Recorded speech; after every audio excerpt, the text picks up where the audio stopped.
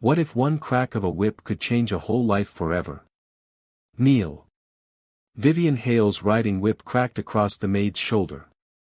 A sharp gasp moved through the ballroom. Crystal glasses froze halfway to waiting lips. No one stepped forward. Maybe pain will finally teach you where you belong, Vivian said, raising the whip again. Before it could fall, a man's hand caught the leather in the air. His voice was calm, cold, absolute. Touch her again and you'll leave this house with nothing. Vivian smiled with confidence. Then she turned around. The smile vanished. Ronan Blackwood had come home. For one paused heartbeat, no one breathed. The pretty riding whip stayed stretched between two people who held opposite kinds of power. Vivian Hale wore perfect silk, costly diamonds, and the sure look of a woman who thought the Blackwood estate already belonged to her. Ronan Blackwood stood in a simple dark suit that showed no signs of power. He did not need them. His presence alone changed the ballroom. Guests who had been whispering moments earlier lowered their eyes. Politicians stopped mid-talk. Investors quietly set down their glasses. Even the musicians let the last shaking note fade into silence. Without another word, Ronan loosened his grip. The whip slipped from Vivian's fingers and landed softly on the shiny marble floor. He did not look at her. Instead, his attention settled on the woman standing before him. The maid's uniform was neat despite the mess. One sleeve had torn where the leather struck. A faint red line crossed her shoulder, and another was already darkening near her collarbone. She had not cried. She had not begged. She simply stood there, her hands folded together, trying to stay calm while every guest stared at her. Ronan slowly took off his tailored suit jacket. The room watched in disbelief as he stepped forward and gently placed it over Ivy Lancaster's shoulders.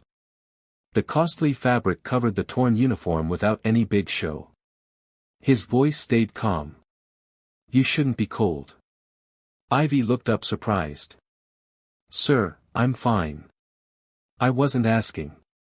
The quiet reply carried no anger, yet it somehow felt heavier than a shout. For the first time that evening, Ivy lowered her eyes, not from shame, but from confusion. No employer had ever protected her before. Subscribe if this story already has your heart racing. Ronan finally turned toward the crowded ballroom. His face stayed hard to read. "Who," he asked evenly, "gave permission for this?" The question drifted through the hall like winter air. Nobody answered. Not right away. Several bosses glanced toward Vivian. Others suddenly found great interest in the crystal lights overhead. A senator cleared his throat. Someone quietly stepped back. No one wanted to become the first person to speak. Vivian recovered first. She offered a graceful smile practiced over years of charity parties and magazine talks. "Darling," she said lightly. "It's nothing serious." She waved her hand toward Ivy. The maid was careless. A little discipline was needed. Discipline. Ronan repeated the word as though hearing it for the first time. Vivian nodded with confidence. "She ruined my glove in front of our guests. I simply reminded the staff to be more careful." Several guests gave hesitant smiles, hoping the explanation would end the awkward scene. It did not. Ronan's gaze swept slowly across every face in the ballroom. Not one escaped it. His silence lasted only seconds. It felt much longer. Though those who had made billion-dollar deals suddenly felt like nervous school children waiting for judgment. The estate's longtime butler, Malcolm Reeves, stood near the entrance with his hands clasped behind his back. He had served 3 generations of the Blackwood family. He had seen Ronan furious exactly twice. Neither time had involved raised voices that scared Malcolm far more than rage ever could. Ronan finally spoke again. "I asked who gave permission." Again, no answer. Vivian's elegant smile became slightly strained. "This is my event. I organized every detail. I was responsible for Keeping order. She stepped closer, lowering her voice just enough to sound close. We don't need to embarrass ourselves in front of our guests. Ronan looked at her quietly. Our guests. The two words landed like stones. Vivian blinked. Before she could respond, Ronan bent down and picked up the old riding whip from the floor. For an instant, several people feared he might lose his temper. Instead, he looked at the aged leather with calm interest. This happened because of me. Ronan turned. What do you mean? The young woman lowered her head. I slipped. The soup almost spilled onto one of the children who came with the charity guests. I panicked. Ivy stepped in front of him. She caught the bowl before it burned him. The girl's shoulders shook. A few drops landed on Miss Hale's glove. Ivy told everyone she had bumped into the tray. She said it was her fault. I let her. Silence filled the room. Ronan slowly looked at Ivy. You accepted the blame. She seemed surprised the answer needed explaining.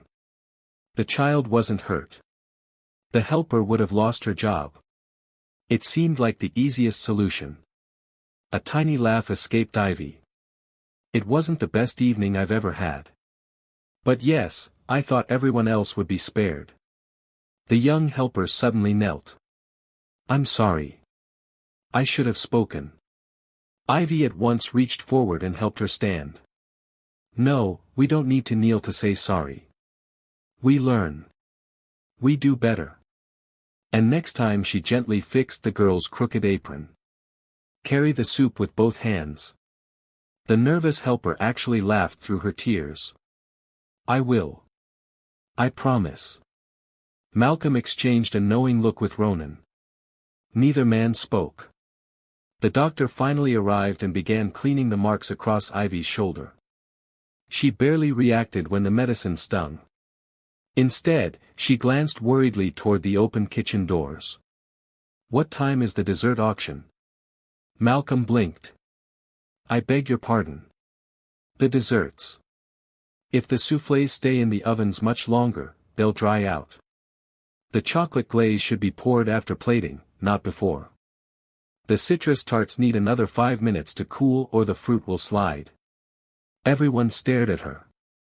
The doctor paused halfway through wrapping the bandage. You were just whipped. I know, but the guests donated a lot of money tonight. It would be a shame if the pastry fell apart.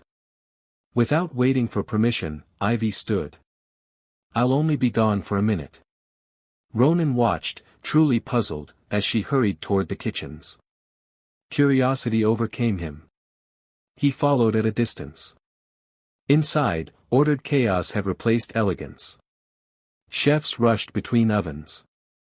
Servers whispered nervously about what had happened in the ballroom. The moment Ivy entered, every worker looked relieved. Miss Ivy, the caramel is hardening. The auction trays aren't ready.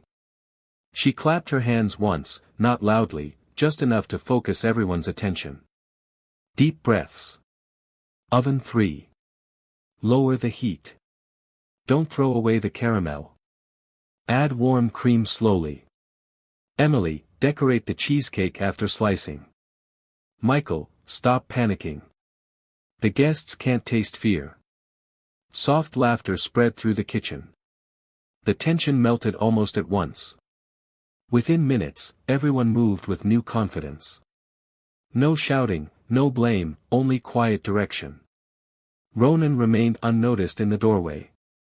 He had expected to see a maid. Instead, he saw someone naturally leading an entire service team. People listened because they trusted her, not because they feared her. One tired pastry chef sighed with relief. I don't know what we'd do without you. Ivy grinned. You'd survive. You just serve slightly overcooked soufflés. The entire kitchen laughed. For the first time that evening, so did Ronan. It was brief, almost hard to notice, but it was real. Standing unnoticed beyond the doorway, the billionaire who commanded boardrooms and secretly ruled the city's most powerful criminal empire, found himself unable to understand one simple mystery. How could the woman everyone treated as the lowest person in the house be the one quietly holding the entire house together? The charity reception continued long into the evening. Guests admired the perfect service. The desserts arrived right on time. Wine glasses never stayed empty. Every detail showed easy elegance. Few realized that only an hour earlier the entire service team had been close to collapse. Fewer still noticed that the woman responsible for restoring order had quietly returned to polishing silver trays as though nothing special had happened. Ronan noticed. Long after the final speeches ended, he remained in his private study overlooking the East Gardens. The money reports on his desk stayed unopened. Instead, his thoughts kept returning to a woman in a maid's uniform, who had protected a frightened stranger, accepted punishment without complaint, and then worried more about soufflés than her own injuries. A soft knock interrupted his thoughts. "Come in." Malcolm Reeves entered, carrying 2 cups of black tea. He placed one on the desk without speaking. They had worked together for many years. The old butler knew when silence invited questions. Ronan looked toward the window. "Who is Ivy Lancaster?" Malcolm smiled faintly. "I wondered how long it would take before you asked." Ronan remained silent. Malcolm settled into the chair opposite him. "Most people believe she became a housemaid because she lacked ambition. The truth is almost the opposite." He paused before continuing. "Miss Lancaster graduated at the top of her class in hospitality management. Highest honors. Her professors expected she'd be managing an international luxury hotel before she turned 30. Ronan's eyes narrowed slightly. "And yet she's cleaning guest rooms." Malcolm nodded. "Life changed faster than talent could save her." He folded his weathered hands together. "Her father owned a family logistics company. He was an honest man, but he trusted the wrong business partners. When the company collapsed, the debts were huge. They lost everything. The house, the savings, even her mother's jewelry." Ronan listened without interruption. "She could have declared bankruptcy," Malcolm continued. "Many people advised her to walk away. Instead, she chose to repay every creditor, one payment at a time. Every job she accepted had one purpose, to pay what her family owed." Ronan frowned thoughtfully. "Why housekeeping? With her education, she could have found office work." Malcolm gave a quiet chuckle. "She tried for nearly a year, but every interview ended the same way. They wanted experience. They wanted recommendations. They wanted connections. Debt had taken those, too. The estate offered temporary work, so she accepted it." Ronan leaned back slowly, "And she never told anyone." "There was no reason. She believes dignity isn't something people give you. It's something you decide to keep." The room fell silent. Outside, rain began tapping softly against the tall windows. Malcolm smiled at the memory of something. "Would you like to know the strangest part?" Ronan nodded once. "On her 3rd day here, one of the newer employees accidentally broke an antique vase. He was terrified. He thought he'd be dismissed. So Ivy spent her entire week's wages replacing it before anyone discovered what happened." Ronan looked up. "She paid for someone else's mistake." Malcolm nodded. "The young man tried to repay her. She refused." "What did she say?" The old butler smiled warmly. "If you're determined to repay me, then help someone else when it's your turn." Neither man spoke for several moments. Finally, Ronan asked quietly. "Has she ever complained?" Malcolm almost looked offended by the question. "Not once. Not about the work. Not about the debt. Certainly not about Miss Hale, though heaven knows she has every reason." Ronan stood and walked toward the window. Beyond the gardens, he could see lights glowing from the staff quarters. One small kitchen window remained lit. Following Malcolm's gaze, he noticed Ivy inside. She was sitting at the table with several younger employees. One housekeeper looked exhausted. Another appeared close to tears. Ivy was making funny impressions of the evening's chaos, carefully leaving out every cruel detail involving herself. Within seconds, the entire table burst into laughter. Even the shy dishwasher who rarely spoke was smiling. "She does that often," Malcolm said softly.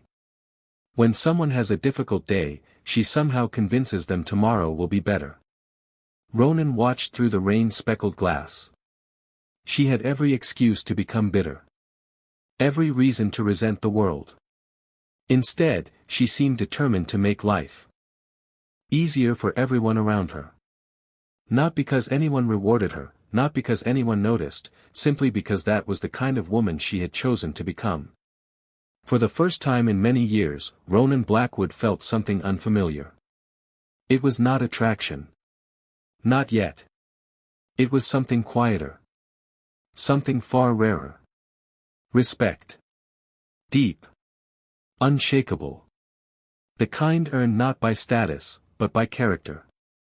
Vivian Hale had built her reputation on reading people. She could recognize insecurity hidden beneath expensive suits. She could identify ambition behind polite smiles.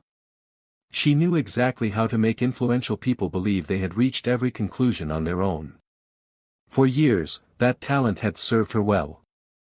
It had earned investors, magazine covers, luxury brand partnerships, and most importantly, an engagement ring bearing the Blackwood family crest. But over the following days, she noticed something she had never expected. Ronan had changed. Not dramatically, not obviously. The change showed itself in quiet moments. When he entered the estate, he no longer asked Malcolm only about money reports or renovation schedules. Sometimes he asked, "How is the staff today?" Or "Has Miss Lancaster recovered?" The questions were brief, almost casual, yet they were always about the same person. Vivian noticed every one of them. One afternoon she watched from the library balcony as Ivy crossed the courtyard carrying fresh flowers for the guest suite. Halfway across the stone path, an elderly gardener struggled to lift a heavy planter. Without hesitation, Ivy set down her basket and helped him. They laughed about something neither of them could hear. A few minutes later, she continued on her way as though the interruption had cost her nothing. Vivian's fingers tightened around her teacup. Why did people always smile around that woman? She wore a maid's uniform. She possessed no wealth, no influence, no family name worth mentioning. Yet the servants trusted her. The gardeners greeted her. Even Malcolm, who remained distant from nearly everyone, treated her with clear affection. Most troubling of all. Ronan watched her, not with desire. Not yet, with attention. Vivian understood attention. Attention became admiration. Admiration became attachment. She refused to allow that journey to begin. The following evening, several important guests remained at the estate after a business dinner. Among them were investors, socialites, and the editor of a luxury lifestyle magazine. Vivian saw an opportunity. She approached the gathering with a sympathetic smile. "I suppose every large household has one employee who enjoys becoming everyone's favorite." One guest tilted his head. "What do you mean?" Vivian sighed as though reluctant to continue. "I shouldn't gossip, but kindness can sometimes be strategic." The guests exchanged curious glances. She lowered her voice. "I've noticed Miss Lancaster has a remarkable habit. Whenever wealthy visitors arrive, she somehow becomes the center of attention." Another woman frowned. "She doesn't seem that type." Vivian gave a soft laugh. "Appearances can be very persuasive. I've seen women build entire lives by making powerful men feel protective." She never directly accused Ivy of anything. She didn't have to. Suggestions often traveled farther than accusations. Within an hour, whispers began drifting through the estate. "I heard she enjoys sympathy." They say she's much smarter than she looks. Perhaps the accident wasn't entirely accidental. No wonder Mr. Blackwood keeps asking about her. Each retelling added another layer, another assumption, another twist. By the next afternoon, the rumors had quietly reached nearly every guest still staying at the estate. Ivy noticed the difference at once. Conversation stopped when she entered a room. Smiles disappeared. A few guests looked at her with open suspicion. One young server approached nervously. "Miss Ivy, they're saying terrible things." "I know. Doesn't it upset you?" For a brief moment, Ivy looked toward the window where rain clouds drifted slowly across the afternoon sky. Then she smiled. A rumor only survives if it finds a place to live. The young woman blinked. "I don't understand. If I spend my time chasing every lie, I'll never have time to live honestly." She gently squeezed the server's hand. "So, let them talk. The truth doesn't become weaker simply because someone whispers louder." The word stayed with the young employee long after Ivy walked away. Unfortunately, they did not reach everyone. Later that evening, Ivy entered the grand dining room carrying fresh linen. A pair of guests fell silent the moment they saw her. One deliberately moved her designer handbag closer. Another checked whether his watch remained on his wrist. Neither gesture escaped Ivy's notice. Neither drew a reaction. She quietly replaced the table settings with perfect care before excusing herself with the same warm smile she offered every guest. From the opposite end of the corridor, Ronan witnessed the entire exchange. He saw the guarded expressions. He saw Ivy's quiet dignity. He also noticed something else. She never defended herself. Not because she lacked the courage, because she believed her character would speak longer than any argument ever could, and for reasons he could not yet explain. He believed she was right. 3 days after the charity reception, Blackwood Estate appeared to have returned to normal. Fresh flowers decorated the entrance hall, the staff moved through the corridors with practiced ease. Business meetings filled Ronan Blackwood's calendar. Yet beneath the polished routine, tension lingered. No one had forgotten what had happened in the ballroom, least of all Ronan. He never made decisions while angry. He gathered facts. He observed. Only then did he act. Late that afternoon, he entered the estate security office. The room fell silent. 2 technicians immediately stood. "Mr. Blackwood. I need the recordings from the charity reception. Every camera covering the ballroom." "Yes, sir." Within minutes, multiple screens lit the darkened room. The footage began long before the incident. Ronan watched without interruption. Guests arriving. Servers carrying silver trays, musicians preparing their instruments. Everything appeared ordinary. Then he saw Ivy. She moved quietly between tables, helping guests before they even realized they needed help. She straightened a chair for an elderly donor, returned a child's lost toy, directed a confused volunteer toward the correct entrance. No audience, no expectation of praise, just quiet skill. The recording continued. A young catering helper emerged, carrying a large bowl of steaming soup. The floor beneath her shoes glistened faintly. She slipped. The bowl lurched toward a little boy standing beside his mother. Before anyone else reacted, Ivy stepped forward. She caught most of the bowl with her bare hands. The soup splashed harmlessly across the floor. Only a few drops touched the edge of Vivian's designer glove. The child wasn't burned. The helper remained standing. Then came the moment that changed everything. Vivian looked at her glove, looked at Ivy, looked around the ballroom. Ronan watched her expression harden. No confusion, no panic, only calculation. She deliberately walked toward the antique display, removed the decorative riding whip, turned back, and struck Ivy. Not once, twice. The second blow landed after Ivy had already lowered her head in apology. The room remained silent. No one had threatened Vivian. No one had encouraged her. She had chosen cruelty. Frame by frame, the truth became impossible to deny. The security office fell completely still. One technician swallowed hard. I didn't realize it looked like that. Ronan's voice remained calm. It looked exactly like that. He stood. Prepare the footage. I want every guest still staying at the estate invited to the ballroom. An hour later, the same crystal chandeliers lit the same elegant room, but the atmosphere felt entirely different.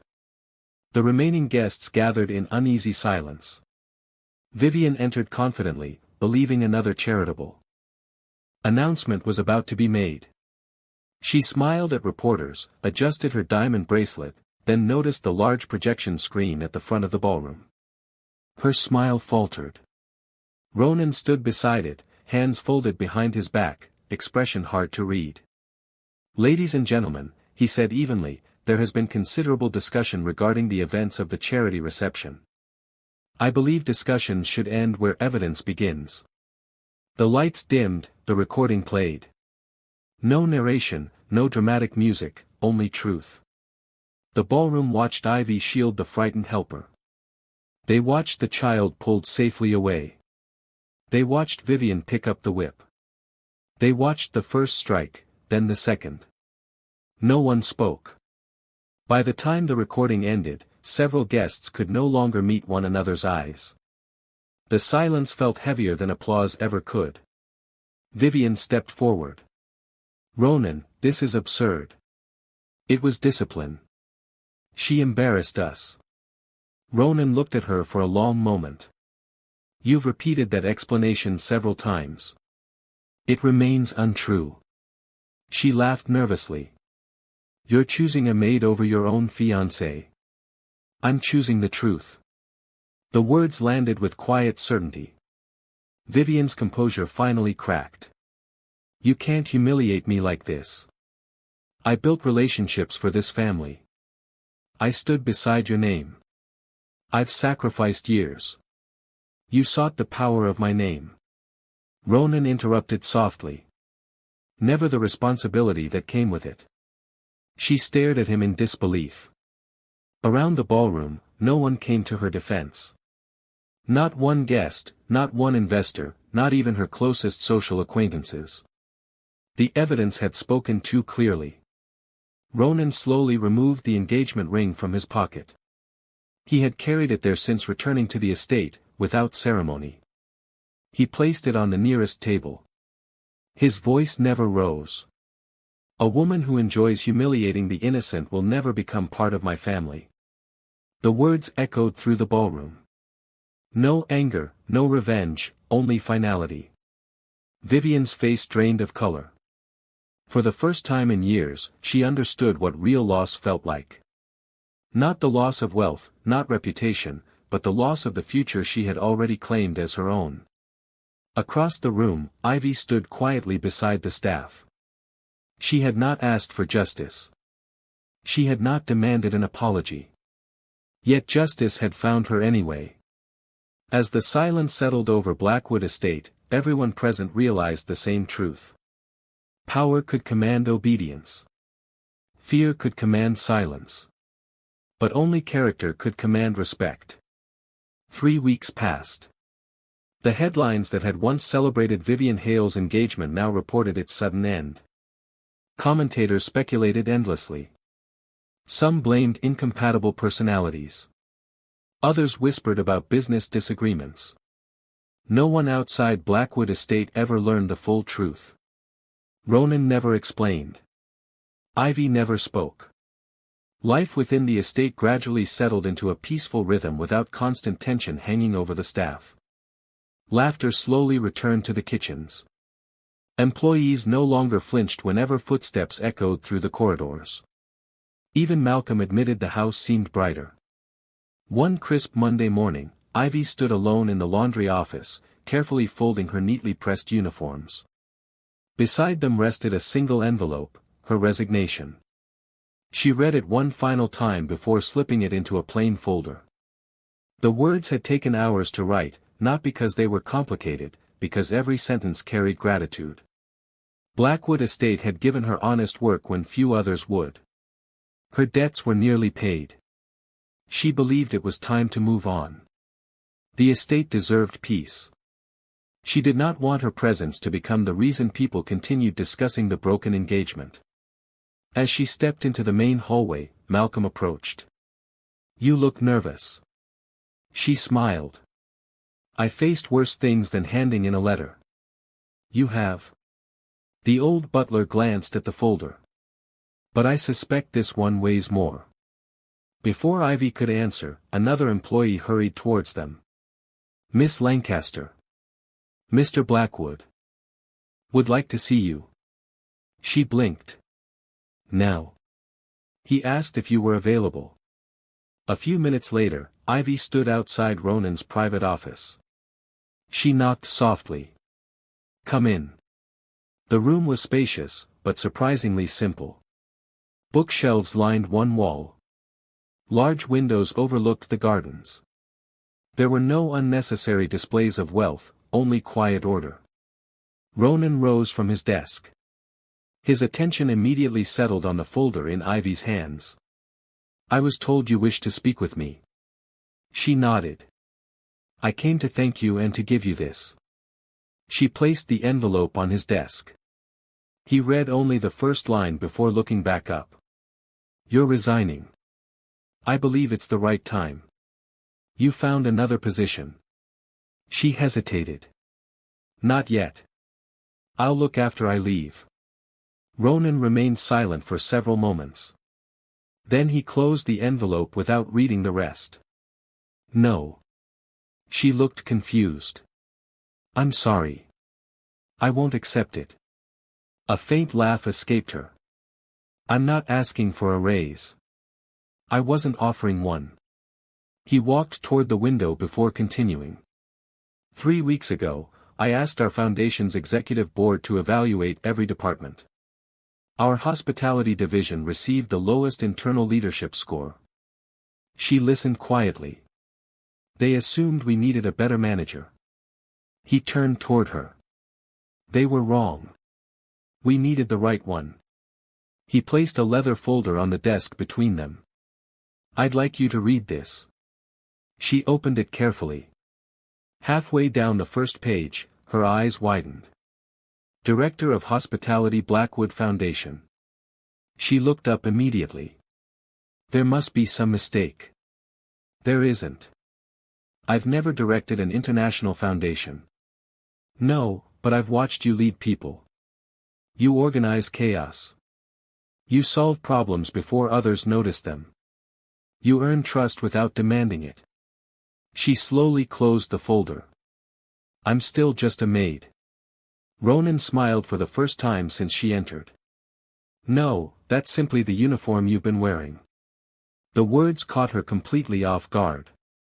He stepped closer.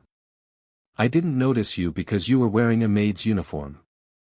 I noticed you because everyone else lost their dignity except you." Silence settled between them. For a moment, Ivy could not find an answer. No employer had ever described her that way. No one had looked beyond her job title. She lowered her eyes. "I don't know if I'm capable." Ronan answered without hesitation. "I do." She looked at him again. "Why?" "Because leadership isn't measured by how many people obey you. It's measured by how many people become stronger because you were there." He paused. "I've watched this estate for years. Employees worked because they feared disappointing someone. After meeting you, I realized they worked harder because they didn't want to disappoint you." The distinction was impossible to ignore. Ivy felt emotion tightening her throat. She had spent years believing her education belonged to another life, another version of herself that no longer existed. Now someone was asking her to use it again. Not out of pity, out of confidence. She smiled through unexpected tears. "I'll need time." "You have it. I won't pressure you." As she turned to leave, Ronan spoke once more. "Miss Lancaster." She looked back. No matter what you decide, never let anyone convince you that your worth was ever defined by an apron. Walking out of the office, Ivy held the appointment folder against her chest. For the first time since losing everything, the future no longer felt like something she had to survive. It felt like something she was finally allowed to build. Autumn settled quietly over Blackwood Estate. The gardens glowed with shades of amber and gold while the Blackwood Foundation entered its busiest season. Charity galas, educational grants, medical fundraisers, and community programs filled the calendar. 3 months earlier, Ivy Lancaster had reluctantly accepted Ronan's offer. She was no longer wearing a maid's uniform. Instead, she now walked the estate, carrying planning folders, meeting schedules, and hospitality reports. To her surprise, very little about her had changed. She still greeted every employee by name. She still carried trays when the kitchen fell behind. She still thanked the cleaners before thanking the executives. The only difference was that now everyone listened when she spoke, not because of her title, because they had already trusted her long before she received it. Ronan noticed that nothing about authority had changed Ivy. If anything, responsibility had simply revealed who she had always been. Whenever they prepared for foundation events, they worked side by side. He handled talks with donors and corporate partners. She transformed grand ideas into welcoming experiences that made every guest feel valued. Neither sought the spotlight.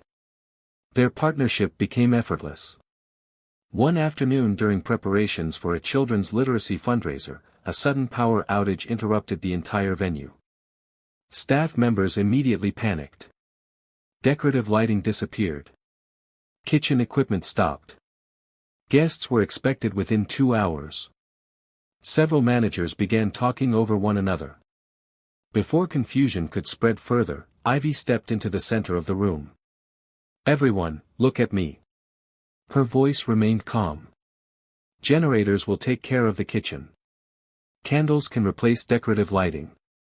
The children came to raise money for books. They won't remember whether every chandelier was glowing. They'll remember whether they felt welcome." The room quieted. People returned to work with renewed confidence. Standing near the entrance, Ronan watched her with quiet admiration. Months ago, she had believed leadership belonged only to people with expensive offices. Now she inspired entire teams without realizing it. That evening, the fundraiser became one of the foundation's most successful events. As the final guests departed, Ivy slipped outside into the estate gardens. The cool evening air felt refreshing after hours of smiling and organizing. She sat beside the reflecting pool, finally allowing herself a moment of silence. A few minutes later, footsteps approached. She smiled without turning. "I thought you might still be working." Ronan sat beside her. "I was. I decided the paperwork could wait." For a while, neither of them spoke. The silence felt comfortable, not awkward, just peaceful. Finally, Ivy looked toward the moon reflected across the water. "May I ask you something?" "Anything." She hesitated. It was a question she had carried for months. "Why did you trust me so quickly?" Ronan didn't answer immediately. He watched the ripples spreading across the surface of the pond when I first returned that night. "I thought I was stopping someone from being treated unfairly." He smiled faintly. "I didn't realize I was meeting someone extraordinary." Ivy laughed softly. "I think you're exaggerating." "I don't." He turned toward her. The security footage showed everyone what happened. But it wasn't the whip that stayed in my mind. It was what happened before. She looked at him puzzled. "You stepped in front of that child. You protected the catering helper. You accepted blame without expecting anyone to defend you." He paused. "The first person you protected wasn't yourself. It was someone weaker than you."